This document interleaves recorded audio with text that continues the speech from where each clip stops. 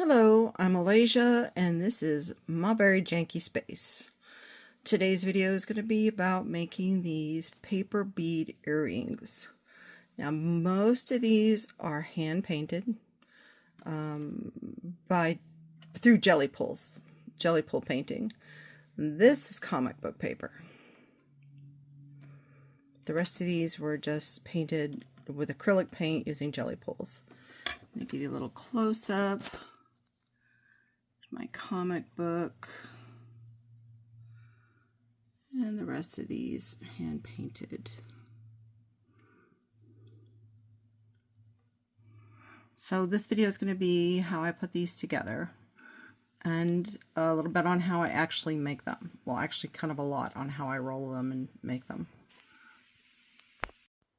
So I uploaded this video, and hours later laying in bed, I realized that I didn't explain an important key part, which is the video shows me gluing together some paper and forming the beads, but I don't even mention the fact that after that process, they have to be dipped.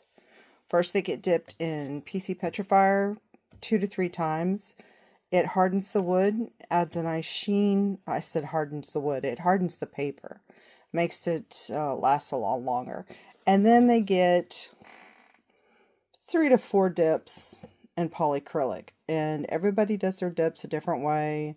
I do mine a couple different ways depending on my needs. But just rolling them and gluing them is not enough. If you want them to last, they have to be dipped. And that's the part I don't show you. I show myself making the beads, and then I show myself using beads that have been dipped and properly sealed.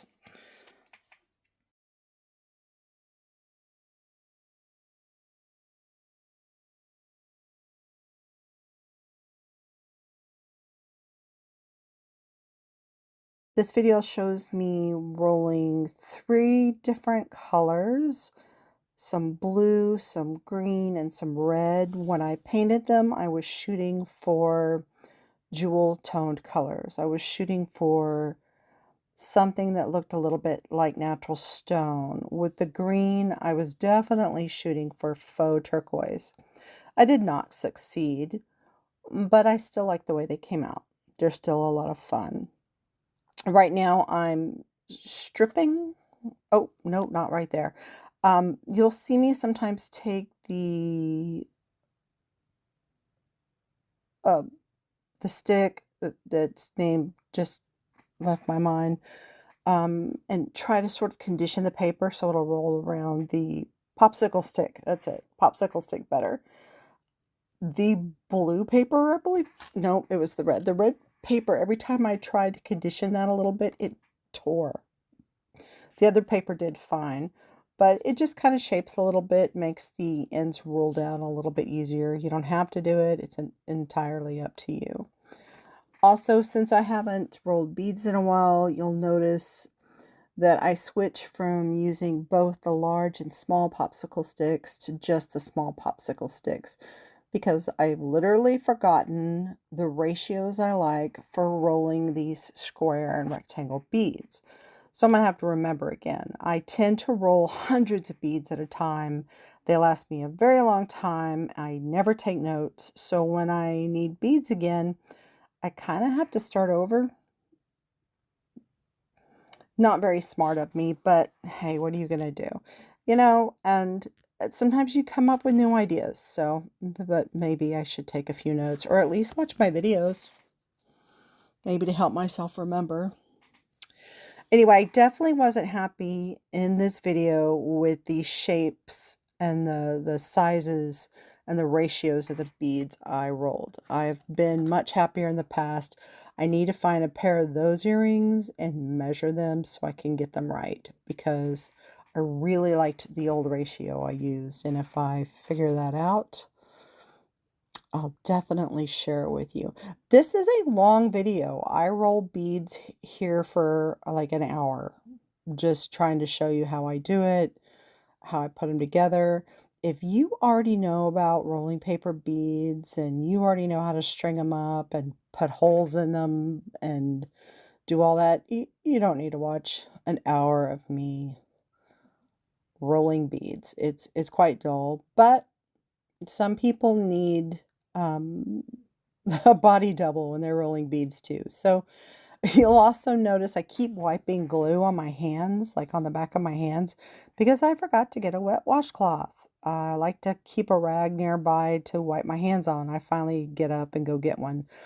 My kryptonite, I have a lot of kryptonite in my life, but one of them is having to stop what I'm doing to go get another tool. God forbid I have to move. I need everything around me so I don't have to move. So I put off going to get a wet washcloth for a while. And yeah, you'll see a lot of that and hear of me doing some silly things because I just don't want to get up and go find the right tool. It's quite simple. Later on in the video, I show you how I poke the holes and how I string them up.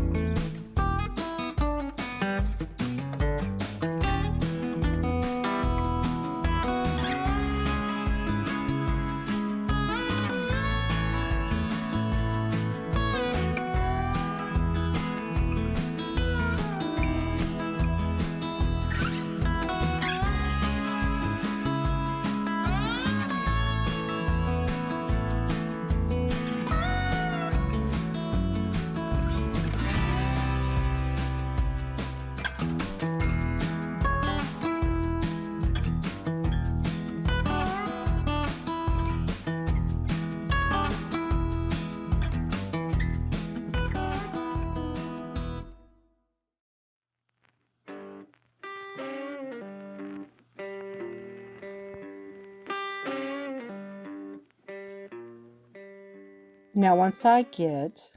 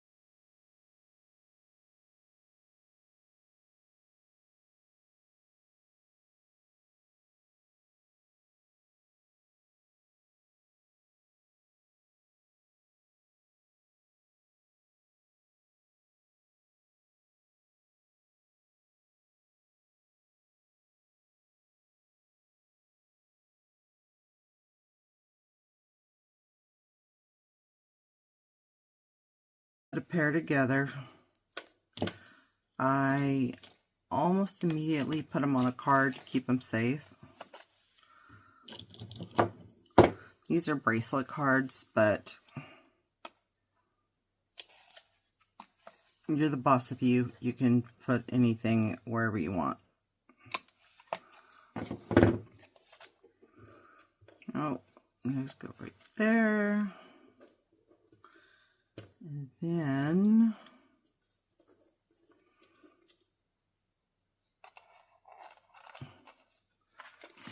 grab a couple of these. You can get these little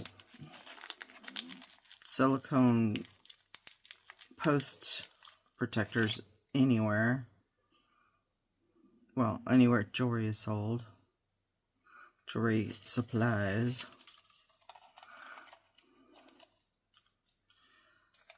I have weird ears. Every earring I put on my right ear comes flying off. My left ear, no problem. So I have these everywhere. Otherwise, I would always have one earring missing. I do actually have a lot of single earrings because I didn't have these for a long time. Okay, so, and that goes up, and I just staple it when I have a stapler nearby. I've tried double sticky tape, and I've tried brads. This is just a stapler's easiest. And that's what they look like.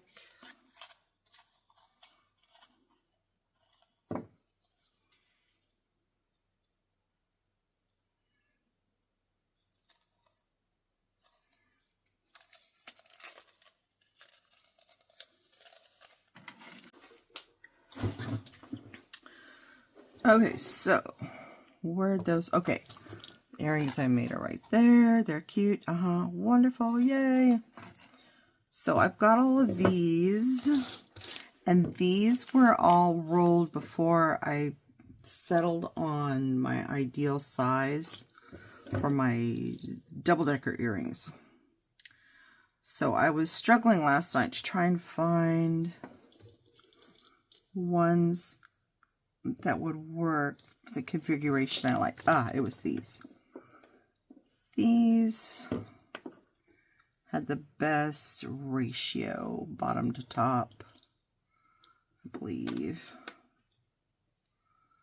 Oh, I need one more skinny one. Here we go. Okay. See, the bottoms are just a little bit bigger.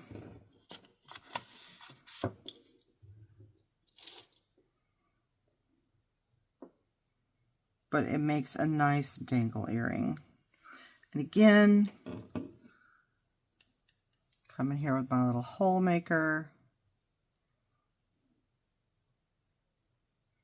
Looks like some of these have already been cut. Yeah.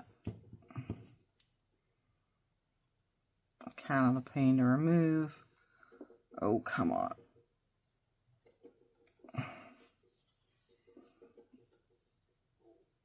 There's another tool I use to do this that a course I couldn't find before I did the video. But it's one of those, oh, it's a ring splitter. It's a little tool that looks like, it looks a little bit like a crimping tool. But the end right here, it's got a little point on it. It's the part that gets between the rings to split them. Those little ring splitter tools like this are great at punching your hole. They slide in there perfectly and you can punch a hole. But who knows where that is? Could be anywhere. Okay, looks like I already have a hole there. Maybe, I think so. I'll just make sure. Okay. That looks like a hole.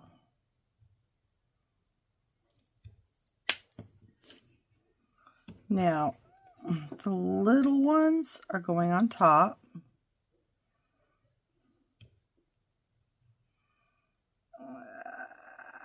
Go with the other side here.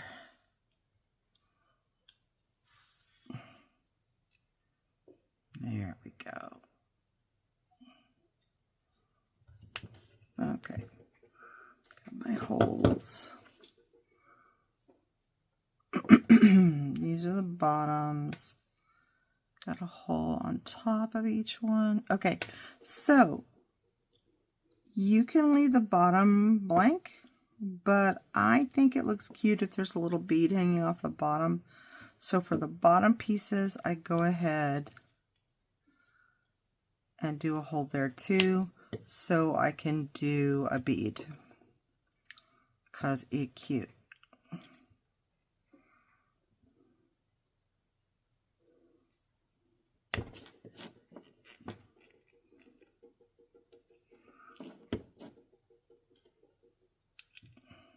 All right, so got my top and bottom. There we go, top and bottom.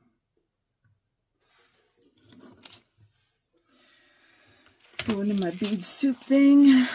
I decide, I think I'll just get the turquoise. Oh, that's blue. And this is sort of a mint green, but I don't know, I never get tired of that color. Oh, I have these little wooden beads that weigh even less than the plastic.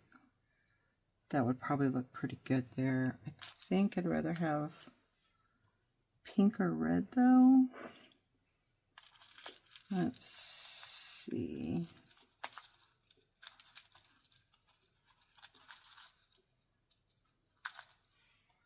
Those are glass. Yeah, I think I like the pink wooden ones. I get the pink wooden ones at Hobby Lobby. They come in these big boxes. They cost almost nothing, and the colors are great. They're just really cute. They don't weigh anything.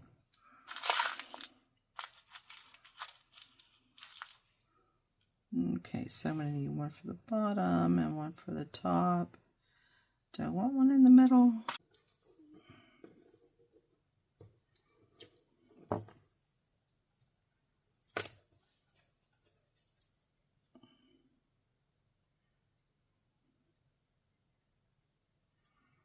There's something about the proportions I don't like.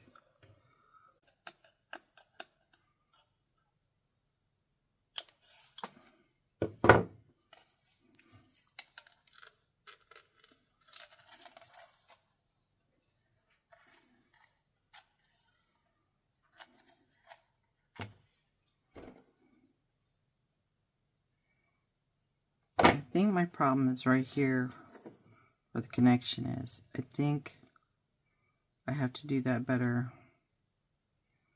I like it better.